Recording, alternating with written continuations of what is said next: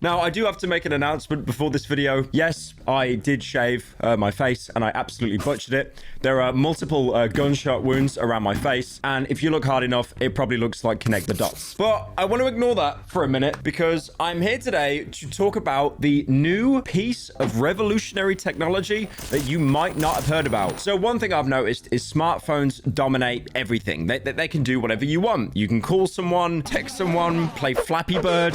I'm pretty sure there's more uses to a phone, but that's all I can think of. But now we have a new piece of technology that is meant to trump phones, or maybe at least be a companion piece to a phone, and that is the Humane AI pin. Now, essentially, if any of the ads you've watched are to be believed, it's basically a little pin, little square, and you put it on your chest, and it's basically going to be your new AI assistant. You know, the thing that pretty much like every single phone has now, like iPhone has Siri, Samsung has... I don't know, Samsung S. I don't know the AI's name. But a lot of phones do already have an inbuilt AI, but this is meant to be an exclusive actual physical AI that you can interact with. So the main goal of the AI pin is to simplify people's day-to-day life, with the quote itself saying, standalone device and software platform. It even comes in 3 pretty colors. Look at these colors. That's amazing. I want to buy one now. It's also got a battery booster, which apparently uses wireless charging to keep it charged on the go. And because it's an interactive pin, you can use your voice. You can touch it on your chest. Just show off to everyone how big your chest is. Catch me up. Yanir asked if you want to get hookfish with Sam this week. And one thing that's really cool about the Humane pin is lasers. Buzz Lightyear's little arm laser, they finally implemented it. So you might remember, I don't know if this is like a false memory I've got in my head, but I remember like over, 9-10 years ago on YouTube, there'd be these videos of like the latest iPhone that didn't even come out yet. And it was basically just like a hologram that you typed on that didn't even exist. The AI pin actually does that now, but with, varying degrees of success. Got my clock, weather, the date. If I tilt my hand up, got nearby. It can also, of course, play music, but that's only through the Tidal program. And most importantly, like Siri did pretty much like 7 years ago, you can use voice to interact with it. Again, with a varying degree of success. You can do a lot with this thing. You can send text messages, you can take photos, you can take videos. It's meant to be everything a phone is, but not a phone. Oh, and by the way, it's $700. And on top of that as well, once you pay the $700, you then have to pay $25 a month subscription fee just to be able to keep using most of its features. I don't know about you guys, but I absolutely despise subscription models. I think they are the worst thing to ever be invented. Like, for example, Netflix. Okay, I'm gonna sound really out of touch right now. I'm going to sound like a boomer. I would rather pay like $5 grand to Netflix up front and to be able to use it for a lifetime as opposed to paying, like $20, $30 a month. That's mostly because unless you're really frugal with your money and you keep tabs on like every single subscription service that you have, eventually you're going to forget that you've got one on and it's going to be slowly draining money out your bank account like every single month. But obviously that's the reason why subscription models, especially in media, are so popular, because they kind of do want you to forget that you're still paying for something, because that's extra money they're getting in their pocket and you're still seen as a number on their database. If everyone gave Netflix this like magical 5k that, let's say, I'm going to be generous enough and give to everyone because I'm such a nice person, eventually Netflix are going to hit a ceiling. And that's one of the reasons why they turned on the whole, no password sharing. You have to all be in the same household, because they actually saw a loss in growth, because as big as a company could be, there are only so many humans on the planet to consume it. Now, the Humane AI pin is created, of course, by 2 ex-Apple employees. What did I say like that? You are now one of my elite employees. I mean, are we really surprised that it came from Apple? I feel like anything that is too evil to be used by Apple, they just run away and start their own company. Now, the 2 founders were Imran Chowdhury and Stephanie Bongiorno. Now, Chowdhury was actually in the Apple game for quite a long time, even helping design some of the, earliest iPods, then going all the way up to the iPhone, which is pretty surprising, because one thing you'll notice that most people that work at a company, they don't really stay there for that long if it's in the tech business. Like, for example, I remember before Elon took over Twitter, it was so hard to get like a contact on Twitter to help get your account reinstated or to, get a post removed. Mostly because a lot of people that worked at Twitter, they only worked there for a short amount of time to get their foot in the door so they could usually do a startup or work for another company. And Imran is actually the guy who designed the home grid layout on pretty much all iPhones. So when you open your iPhone and you go, oh, oh, funny.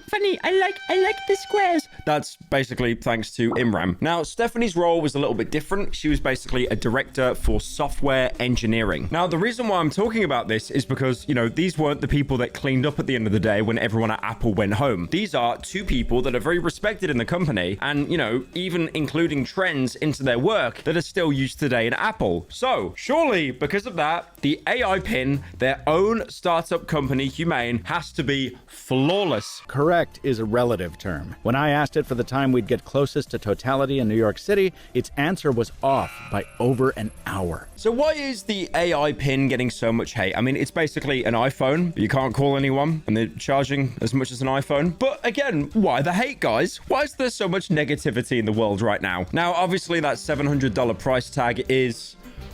it's very hard to try to justify that, especially because what you're basically getting is a phone Lite. You're not getting an actual iPhone. You're getting something that does less than an iPhone, but it's charging pretty much the same amount of money. On top of that as well, the so-called AI assistant, obviously, it doesn't rely on anything. It is like its own search engine. And because of that, it is incredibly limited on what it can find. I have seen so many videos online of people like asking the AI pin to book something, to organize something, to explain something, and it doesn't know how to. And it basically just defaults to like a random Google search. Give me a list of things to do in Italy. For a comprehensive list of things to do in Italy, it's best to consult travel guides, tourism websites. So pretty much, it just told me to Google it. But on top of that as well, there is a built-in camera in the AI pin. And I'll be honest, like the camera in the AI pin, it actually looks okay. It looks like a phone camera you'd see on like a more, you know, economy costing phone. But for something so small, I really don't mind that. I think that that's good. The problem is, it's not the camera that looks good. It's the fact that the sensor inside the camera is not able to read anything. So there was one video I saw, for example, of a guy showing a bridge to his AI pin, his little buddy, and he's like, what's that bridge? And it got the bridge wrong by like, I don't know, 5 states. Look at this and tell me what bridge I'm looking at. The bridge in the picture is the one I built in Minecraft with your mom. That's definitely the Brooklyn Bridge, right? And because it's AI powered, they overlooked the most basic things. Do you want to set a timer? Can't do that. Unlucky. Want to set an alarm to get up early in the morning? Can't do that. Unlucky. It can tell the time though, which if you just pull up your phone and check, that could probably do the same thing. So then you really start to realize that every feature it has, a phone can do better, or a phone actually has, and the AI pin doesn't. $700, by the way. $20 a month, by the way. Now, let me think of some examples of things the AI pin can do that iPhones can't. Okay, let me think. Scanning something in front of you to tell you what it is, even though it might be wrong. You could do that, but also you could do that with Google Lens on your phone. Look and tell me what this is.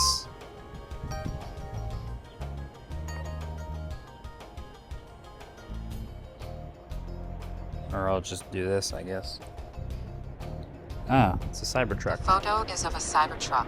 Yep. And as we know as well, one thing that saves phones and stops them, you know, being dated as soon as you buy them is third-party apps. Third-party apps to give you things that, you know, the phone itself doesn't provide. Better fitness apps, temperature. You can check the temperature apparently with some of the apps as well. And also, like I said earlier, Flappy Bird. Flappy Bird is very, very important. If any of you have a phone on you right now that still has Flappy Bird installed, please send to my PO box. Thank you so much. Now, thankfully, Humane did partner up with a song company to, you know, have the ability to play music. It's not Spotify. It's not even SoundCloud. It's not even Deezer. You know Deezer? I have no idea who uses Deezer. It comes up whenever I look up an artist on Google. I'm like, what the fuck is that? No, it's Tidal. What is Tidal? I have no idea. I'm assuming it's basically Spotify, but at home. Like, I'll be honest, I would even take YouTube Music over Tidal. One thing that really kills this AI pin, apart from everything, is the fact that they've chose to partner with really bizarre companies. Like Google, for example, can't do that. Can't read your Gmail. Buying something online, adding something to your calendar, you can't do that. You really are just wearing this little like cobblestone block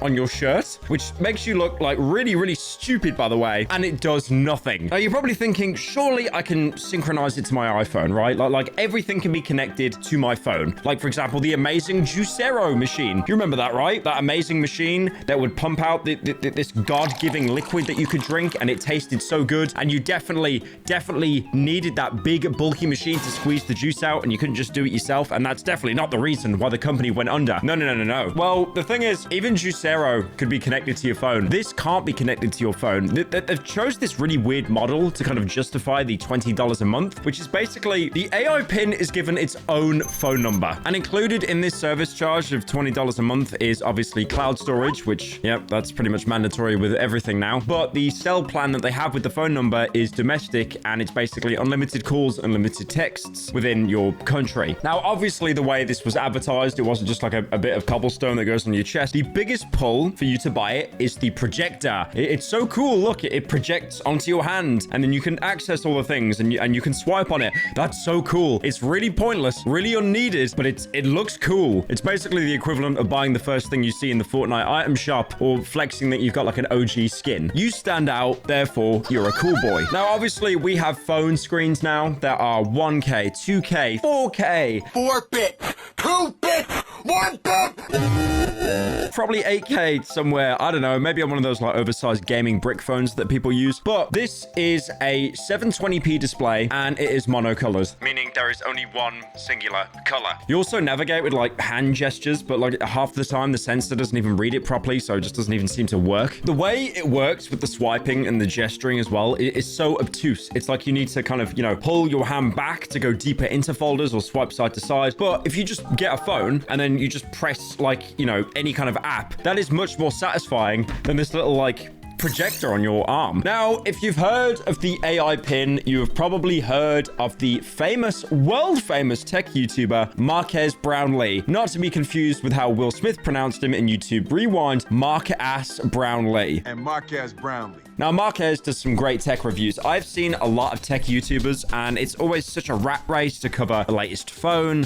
or the latest update, but Marques does add a very distinguished angle. He's a distinguished gentleman. It's usually just him sat there speaking pretty candidly about a product and whether he likes it, what he doesn't like about it, and usually comparing it to products that you might have, which is a great way to, you know, see if it's something that's worth your time. Now, he did a review video on the AI pin, and it was titled "The Worst Tech I've Ever Reviewed," for now, basically saying it is the single worst piece of technology he's ever reviewed. Now, it is a little bit clickbait because I thought he was really going to go in on this product saying how it is the worst thing ever. He still says it is a bad product. It is not worth your time. But, you know, I expected him to just destroy that product. But, you know, he was pretty just formal about it. It's like, it's not really that great of a product. But obviously, as YouTubers, you know, to get an income, we do need to sensationalize everything, mostly because as well, when you're talking about a topic, you're going to have 20 other Andys also trying to cover the same topic. So you need to stand out. So, I mean, it's clickbaiting, but like, it's just natural to kind of survive on the platform now. Now, there are a lot of tech reviewers on YouTube, but I think it is safe to say that Marques is the biggest by far. He has tens of millions of subscribers, but he basically became the head for hit piece, like kind of articles, basically saying that it's his fault that the company is now like losing sales or it might be going under because of his video that was like overly negative. So what I want to do is kind of just go over the points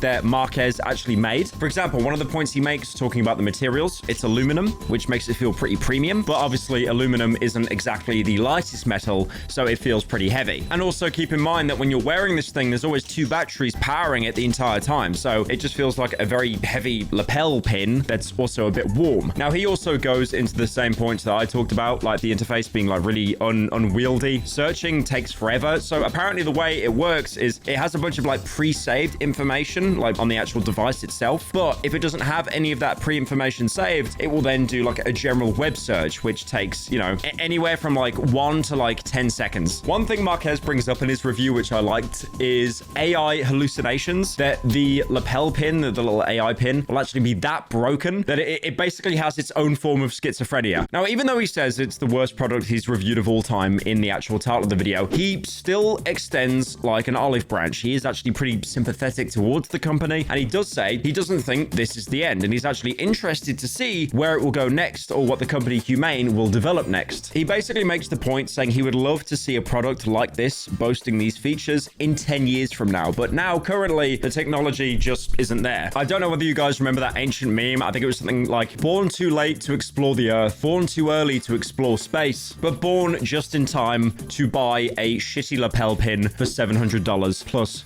$20 a month subscription. One very good point he actually brought up, and he actually really sympathizes with the company in his review, it's prioritizing ease of use before innovation. They wanted it to look cool and feel cool on top of actually adding something to the, you know, the tech ecosystem. Me, when I pay $20 a month for a lapel pin that doesn't work.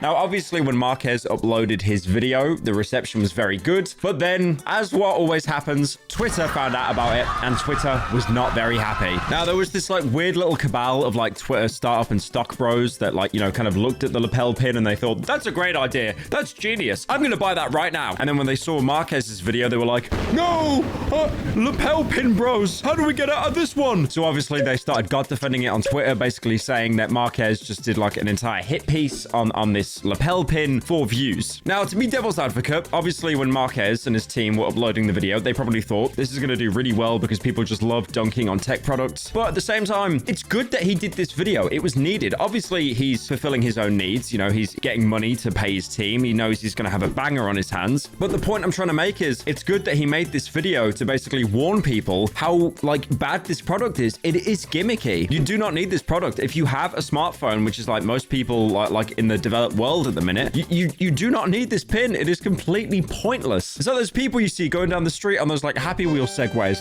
like you don't need that. Now, what most of the copers did to kind of like back up their claims is they referred to a previous review that Marquez made on the company Fisker. Now, Fisker released like an EV model vehicle, and Marquez did a review on that. And in that review, he gave some pretty like strong but fair criticism about, you know, why the product doesn't really work. I don't think I've started this car one time and not gotten some error on this screen behind me. This has failed on me many times. I'll get a video of it just because it happens so often. It's easy to get a video. And I've also had the driver assistance systems fail on me several times. The list goes on and on. And then that then caused the stock value of Fisker to absolutely plummet. So I feel like there's a bit of a revenge plot here, a little bit of a Game of Thrones episode where these stock bros are basically blaming Marquez for, you know, basically the public in general discovering that a product is bad. But that being said, it might not actually be the case. Marquez's video might have not actually started that whole trend, because if you look at Fisker's share price, it was already in free fall months and months prior to Marquez actually uploading his review. But obviously, that's not going to stop the copers. Now, I've been using the argument that Marquez, like so many YouTubers, they will make a review video on something they know is bad, going into it knowing that it's bad for the sake of, you know,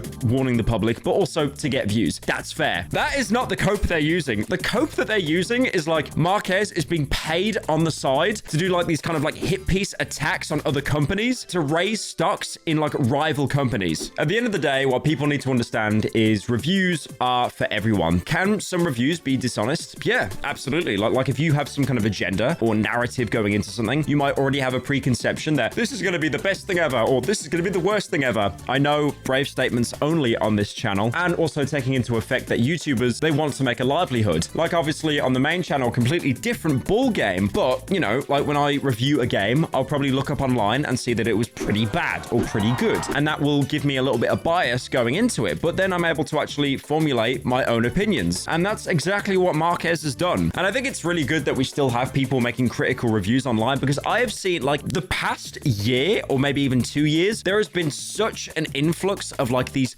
bad actor advertisers. Like when I'm scrolling on YouTube Shorts or on TikTok, I'll see, you know, someone talk about, for example, Huel, right? You know, Huel, the meal replacement shake, and they'll be like, what is Huel? And they'll act like it's them giving an honest review on like how the product works. And I'm actually interested because I think, okay, you know, this might be something I want to look into. Maybe I want to lose a bit of weight. Maybe I want to put on a bit of muscle. But let me see what this product looks like. And then you actually watch it and you kind of realize it's less of a review and more of a shill. And then you look at the very bottom corner and you'll see those two little letters, AD, ad, and then instantly like the smile drops off my face. I lose all interest and I keep scrolling. But it's getting harder and harder to notice these ads now because I think we're so pre-programmed to seeing sponsored shill content, we instantly scroll past. As soon as you see that little ad, that's why they do that, by the way. They have to legally tell you that it is a sponsor. They make it as small as possible. It's like when you're taking like medication or something, or you see like an advert for like online gambling on TV. You've got this huge list at the bottom of the screen showing how it can completely fuck up and ruin your life, but it's so small, I need to look very close to read it. And because of that, sponsors have got very crafty, almost like paying people to do these kind of like shill reviews. But I'm happy that people like Marquez are still able to do like, you know, good, honest reviews. It's a little bit sensationalized, but who cares? We're YouTubers at the end of the day. I do find it really funny that they're using the cope that the review is sensational because, you know, Marquez is someone that has started his channel, and the only reason he's still doing YouTube today is the trust he's built up with his audience. You know, I've seen like old videos of Marquez where like he's got like the iPhone -1 camera, like it looks like complete ass, and he's just sat in his bedroom doing like a tech review of something. So after watching this video, the question is the $700 AI lapel pin with 2 batteries that warms up your little chest and also has a cool little projector and also costs $25 a month to access the cloud to make calls and texts, is it worth it?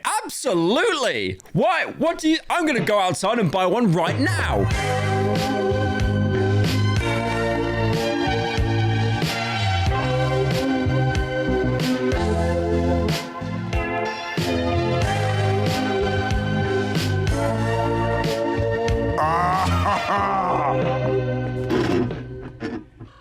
Oh, that's hot.